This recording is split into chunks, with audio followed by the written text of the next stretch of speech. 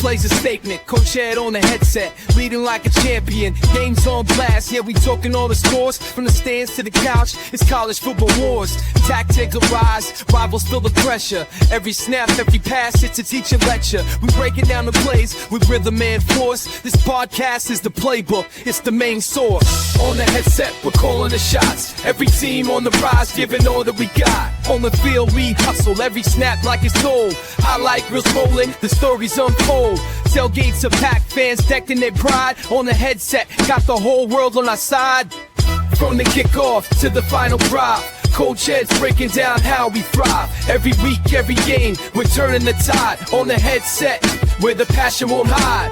Let's talk stats, let's break it down. Championship dreams, we're wearing that crown. From the big wins to the heartbreaking loss, on the headset we're here, no matter the cost. Peace and blessings, everyone. Thanks again for everyone tapping in with me with another episode of On the Headset with Coach Ed Gladney. Here to talk college athletics. Right now, I'm going to be talking about college football. So, giving you a breakdown of the different conferences. Already done Conference USA, so going to be going through the Sun Belt this time. So this is the next one that's up, and excited to talk about that. But before I do, first of all, thank you all for tuning in. Make sure you guys hit that like, subscribe, notification button, and share on all your social media platforms. I really appreciate you guys helping me out. All of us content creators, we appreciate you guys doing this for us. It's free for you, but it helps us grow. So again, thank you all for this. Now, I'm going to go into the Sun Belt, give a little synopsis of what's going on with the teams and also within the conference. There's something that's happening, but not for this season, but for next year. What's happening in the Sun Belt, and I'll touch on that real quickly. So with that being said, I'm going to go ahead and dive into the Sun Belt. Now, the Sun Belt is broken into two divisions. You have an East Division and a West Division. And in the East, you have Appalachian State, Coastal Carolina, Georgia Southern, Georgia State, James Madison, Marshall, and Old Dominion. That's your East. In the West, you have Arkansas State, Louisiana, Louisiana Monroe, South Alabama, Southern Miss, Texas State, and Troy. Now, Texas State, this is what I was talking about earlier, is actually leaving the conference after the 2025-26 season. They're moving on to the Pac-12 to whatever they're going to be called. So right now, there's no definitive answer if they're going to add another team or not. So they may stay at 13 teams within 13 schools, within the conference, or they may add one more and keep it in the two divisions. But that's to be determined. We'll see what happens as we go along. Now, last year, the final standings in the conference, this was the breakdown in the East and the West Division, and the two division winners, end up playing in the conference championship. So last year you had Marshall versus Louisiana. So in the East, Marshall was in first, Georgia Southern in second, James Madison in third, Old Dominion in fourth, Appalachian State in fifth, Coastal Carolina in sixth, and Georgia State in seventh. And in the West, it was Louisiana, Arkansas State, Texas State, South Alabama, Louisiana Monroe, and Troy. So that's how it broke down last year. So right now, I'm going to go in and give you a breakdown of each division. I'm going to start from number 7 and work my way up to 1. And this is how I think that the divisions will play out. So without further ado, coming in the East at number 7, it will be the Marshall Thundering Herd. Now, you're going to say to me, what? They just won it last year. But first of all, they have 16 returning veteran, 4 starters. Now, this was about the fact that they lost a lot of their coaching staff, if not all of it. Their head coach, offensive coordinator, and defensive coordinator. So this is a complete overhaul. You have 2 transfers who are going to be fighting for the quarterback position, Zion Turner, who's coming in from UConn, and Carlos Del Rio Wilson from Syracuse. They both fit the model that they're looking for, and once they solidify the battle for the start position, they're going to have 10 receivers that they can throw through that came in through the transfer portal. So we'll see what happens. Defensively, defensive tackle Naquan Crowder from California, Pennsylvania. linebacker Jalen Marshall of Warford, defensive backs Boogie Trotter of Tennessee State, Luckenzie Jules of Charleston. I like that name, Luckenzie. Cam Smith of Jackson State. They bring experience and high-making abilities to the defense. So we'll see what they can do going forward for Marshall. But yeah, Marshall's going to be coming in at number 7 next year. So there you have it. So coming in at number 6, I have the Georgia State Panthers. Now, they have 20 returning lettermen, 10 starters. They're still in a rebuild from last year. This is year 2. But quarterback Christian Valech leads an experienced room with 3 other transfers. And if he can continue working with receiver Ted Hurst, they can blossom into something special. Defense, on the back end, they have 1 returning player, safety Dicey Hopkins. Now, on the front end, if they can get anything from the experienced front, led by linebackers Damian Wilson and transfer Josiah Robinson of Coastal Carolina, it will help the overall play of the defense. So, that's what I'll be watching going forward from Georgia State. So there you have it in number 6. Coming in at number 5, Coastal Carolina. They have 33 returning lettermen, 9 starters. They have 2 transfer quarterbacks who are looking to show their abilities and hungry to assume the role. MJ Morris from Maryland and Emmett Brown from San Jose State. Now, whoever wins, they have their job. They have to show effective leadership skills and the fortitude to convince a large transfer group to buy into what's going on. Defensively, you have defensive tackle Sawyer Gorham Welsh, linebacker Shane Bruce, and safety Exmarion Gordon, mixing in with blue chip talent defensive end Darion Henry Young from Kentucky, safety DeAndre Boykin from North Carolina, and cornerbacks Jamarian Wayne from Missouri and Robbie Washington from Miami. So hopefully they can gel, because this will be an intriguing group if they can. So there you have it with Coastal. Next up, number 4, Appalachian State Mountaineers. Sorry, hold on. Let me pull.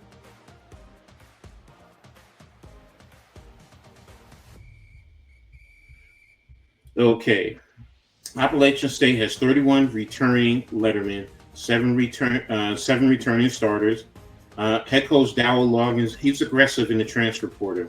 He brought in quarterbacks A.J. Swan from LSU and J.J. Cole from Iowa State. So they're looking to be the unquestioned leaders in the locker room. They also want to try and position the team in position to get back to a bowl game and possibly compete for the Sun Belt Championship. You have the defense led by Brayshawn Littlejohn from Missouri, DBs Emory Floyd from South Carolina, and Jaden McBurrows from Michigan, along with defensive end Joseph Bakehall from East Tennessee State. They're eager to help the defense and improve and play up to the expectations. So that's Appalachian State. Next up, coming in at number 3, you have Georgia Southern. 40 returning lettermen, 13 returning starters. You have quarterback J.C. French. He was productive as a passer and a runner. So if he can harness the turnovers, because he had 11 of them, he has the ability to put the explosive receivers that they have, Dalen Cobb and Josh Dallas, both of them combined for 1,213 yards and 10 touchdowns. They become a dangerous group. Defensively, you have defensive tackle Latrell Bullard, defensive back Aiden Jackson, Tracy Hill Jr., and Chance Gambler. They're going to be partnering up with transfer linebacker Braden Harrington. And if they elevate their play from last year, it can put them in contention for a Sun Belt title. So there you have it. Georgia Southern coming in at number 3. Coming in at number 2, the Monarchs of Old Dominion. They have 27 returning lettermen, 11 returning starters. The quarterback competition they're experiencing will be bolstered by a veteran offensive line that's physically dominating. Colton and Quinn Henkley, they're looking to take the position on the offensive side of the ball. On defense, the Monarchs will be counting on playmaking of linebackers Koa Natola, Mario Townsend, and All-American Jason Henderson, who's back from an ACL tear. Now, Trinidad is a sack terror, and Henderson is a tackling machine who produced ever since his freshman season. So that's the number 2 team, the Monarchs. And coming in at number 1, the James Madison Dukes. Now, they have 43 returning lettermen, 10 returning on offense. Dukes have a loaded and talented quarterback room, including starter Alonzo Barnett, who returns from a torn ACL. Adding the talented quarterback room with one of the best running backs rooms in all of FBS, it contributes greatly to their chances to win the Sun Belt. Now, defensively, James Madison has proven talent in defensive tackles Emmanuel Bush, linebacker Trent Hendricks, and defensive back Jacob Thomas to mix in with the transfers that are being brought in. So there you have it in the East. James Madison at 1, Old Dominion at 2, Georgia Southern at 3, Appalachian State at 4, Coastal Carolina at 5, Georgia State at 6, and Marshall at 7. So now we're going to go ahead and move over to the East. So I'll be right back after this. All right. So now we're going to go ahead and look at the West side of the Sun Belt Conference. So I'm going to give you my number 7 through number 1. So coming in at number 7, Louisiana Monroe. They have 42 returning lettermen, 10 returning starters. They're built around its run game and its defense. Sophomore quarterback Aiden Armena, he's back to lead the offense. Their leading rusher from last year did transfer out, but they have 4 running backs that have transferred into their running back room.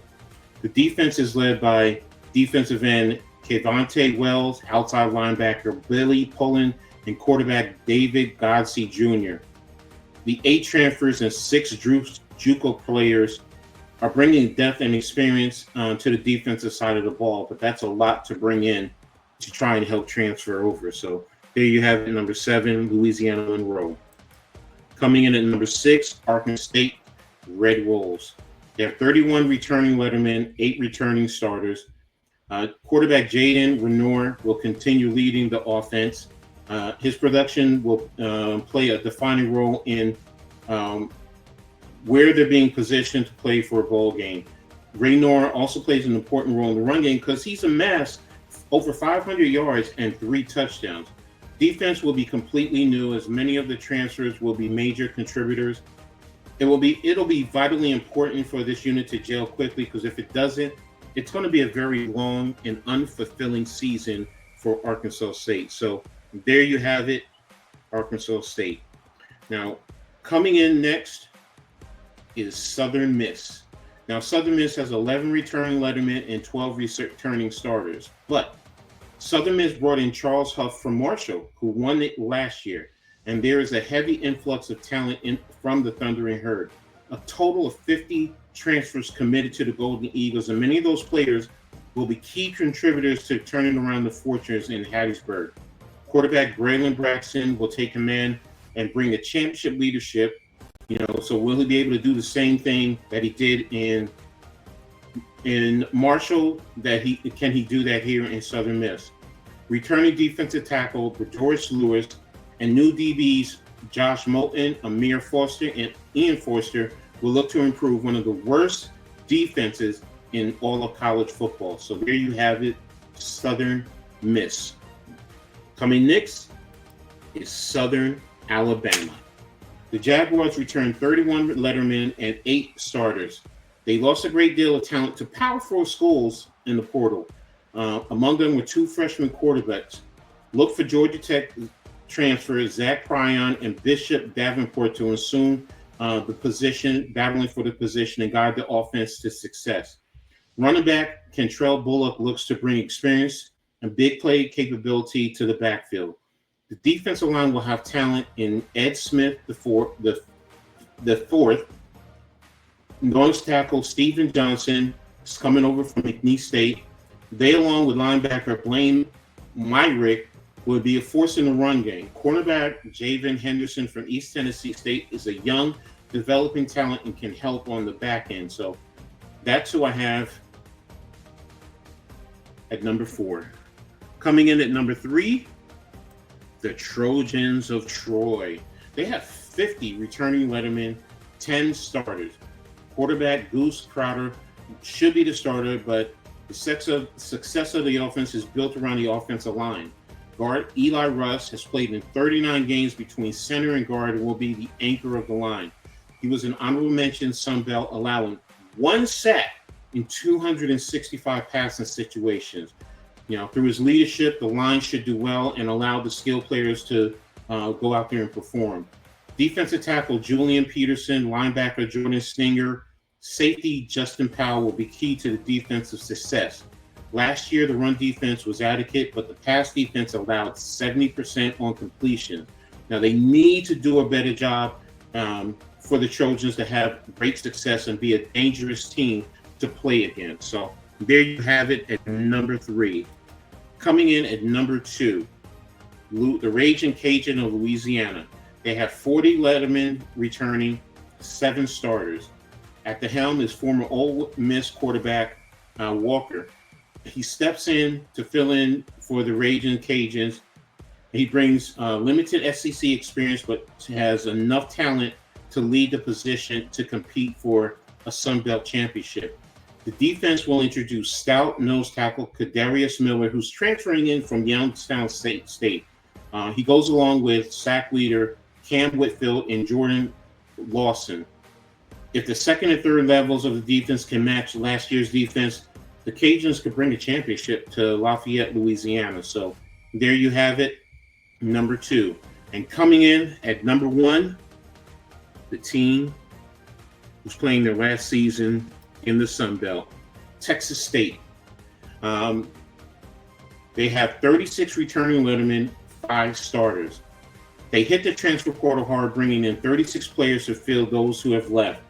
There are 3 transfer players who are battling out for the starting spot in quarterback: Nate Yarnell from Pitt, Keldrick Luster from SMU, and Holden Greiner from Auburn. And whoever wins the spot will lead an offense that has the talent to score. The defense, it is a work in progress, but through the portal, they will be counted on to develop and produce together. You have defensive tackle Bryce Carter from Virginia, linebacker Terrence Cook from TCU, and cornerback Jaden Rios from East Tennessee A&M. And then you also have Malik Willis from Campbell, who are all going to be tapped to lead the charge for the defense. And if this group meshes well, it's going to go a long way for success for the Bobcats. So there you have it in the West. You have the Bobcats coming in at number 1, Louisiana coming in at number 2.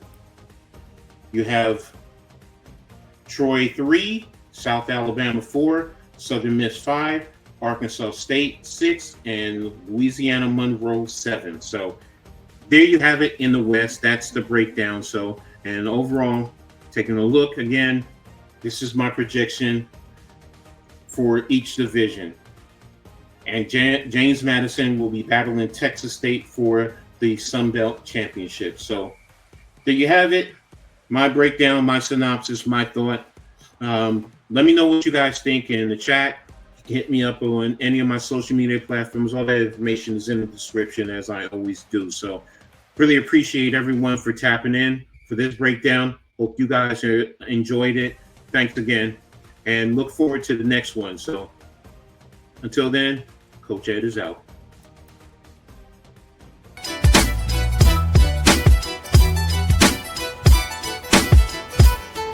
On the field we grind, every play's a statement. Coach Ed on the headset, leading like a champion. Games on blast, yeah, we talking all the scores. From the stands to the couch, it's college football wars. Tactical rise, rivals feel the pressure. Every snap, every pass, it's a teacher lecture. We breaking down the plays with rhythm and force. This podcast is the playbook, it's the main source. On the headset, we're calling the shots. Every team on the rise, giving all that we got. On the field we hustle, every snap like it's gold. I like real rolling, the stories unfold.